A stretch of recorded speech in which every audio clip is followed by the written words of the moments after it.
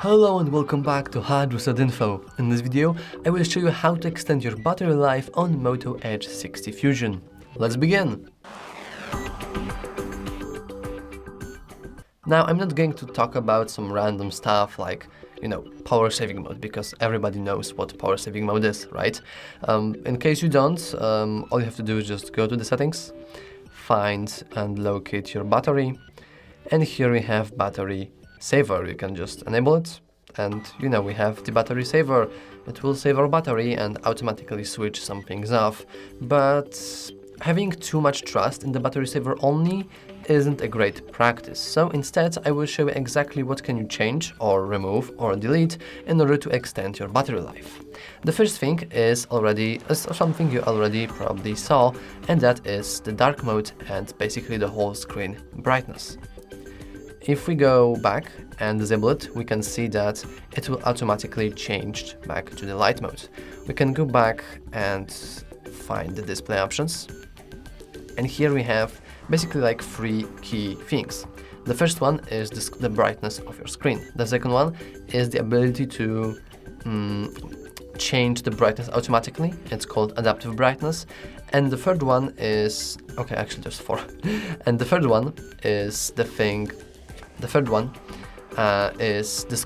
screen out timer, and the fourth is the whole theme of your phone. Is it white or dark? It does make a difference because most screens are actually OLED screens, meaning that they basically need more power in order to show you white pixels. So of course, if you have white theme, you have a lot more white pixels going on, and you have dark theme, then there's less white pixels, meaning that your OLED doesn't require as much energy to show you these black pixels, meaning that even though you can just simply change the theme of your phone, it will save you a lot of battery.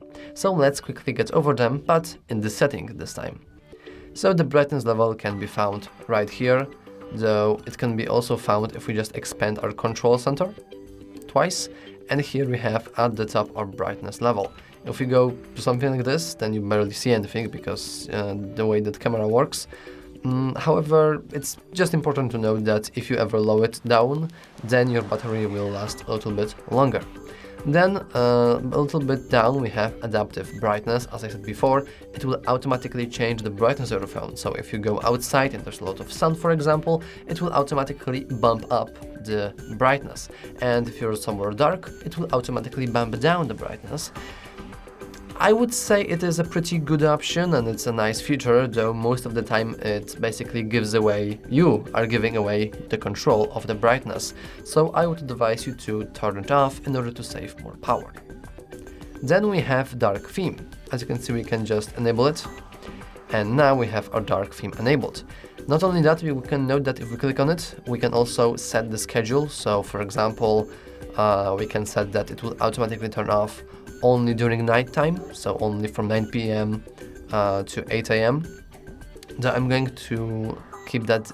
I'm going to keep that on actually. And then last thing is here it is, the screen timeout.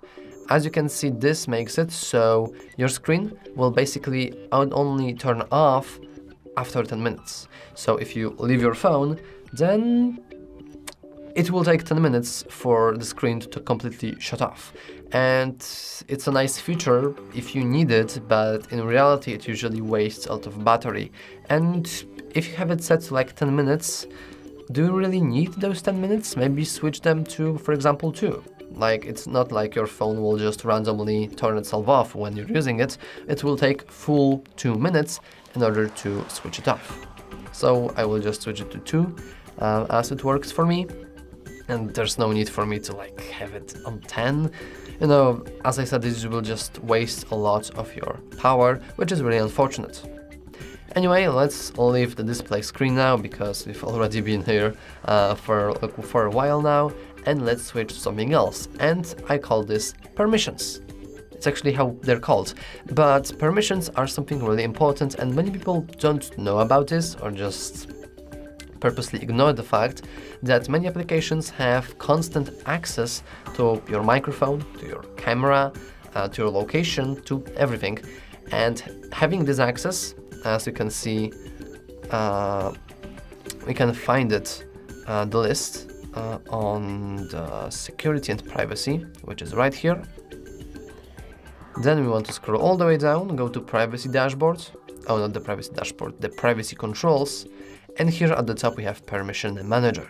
Here we can see the list of all our permissions, and every single one of them is wasting a little bit of battery, just like every single system on the phone, because phone require power to run. It's pretty common, but some permissions actually take more power than others. For example, the location, which constantly checks your location, your geographical location, and usually also sends it to the web, usually by the Google itself. We can actually disable this option, though you have to keep in mind that sometimes the Google might break, something might happen, and some Google-based applications might not work, and we actually can see a warning of that. If we go and find our location, we will see that Google has the access all the time. So we can click it, and now we can set it to ask every time, allow only while using this application, which is a very nice feature, or don't allow it at all. And remember that if we click don't allow, we'll get this nice warning that says that if we deny this permission, then some basic features might not work, which is, to be honest, understandable, because many Google-based features are based on the location, like Google Maps or all of that. Also the weather, and half of the Google applications need your location to run. However, we can also do the same thing with removing permissions on the microphone itself. So I will hit cancel, but I will switch to allow only in the application, since this shouldn't really break that much stuff. And let's find our microphone access. Luckily, we can see that no application is allowed all the time, though I will show you one thing, like one application that actually has access all the time and is always listening, but we'll go into that in a moment. So if we see something that is accessing our microphone for a lot, like the Google, for example, we can also click it and set it to ask every time or just to don't allow. Though remember that then some features like the Google AI Assistant will not work, especially with the Hey Google. Speaking of the AI Assistant, let's turn it off, okay? We can easily do that by leaving the permission manager and leaving the security and privacy. We want to find and locate our Google here. Then we want to go to all services. We want to scroll. Oh, actually, we don't have to scroll. It's right at the top, search assistant voice.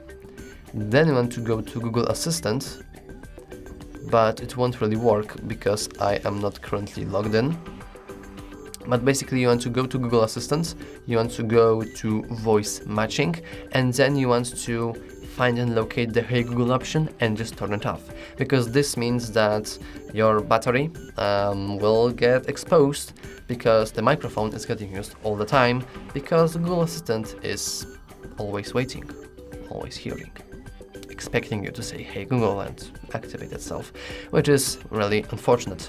But the last thing I want to show you is just being aware of how much power your apps are using. We can easily do that in the battery settings. So we can leave the settings from Google Services, scroll up, and go back to our battery, which is right here. Inside the battery, we want to click battery usage, and this will show us all the applications that we used, in this case, this day. But you can also click, I believe, and switch to last 14 days instead of last 24 hours. So I can switch to the last 14 days, and on your normal phone that you're actually using every time, you will now see a list of every single application and how much percentage of battery they are wasting or using. It depends on how you see it.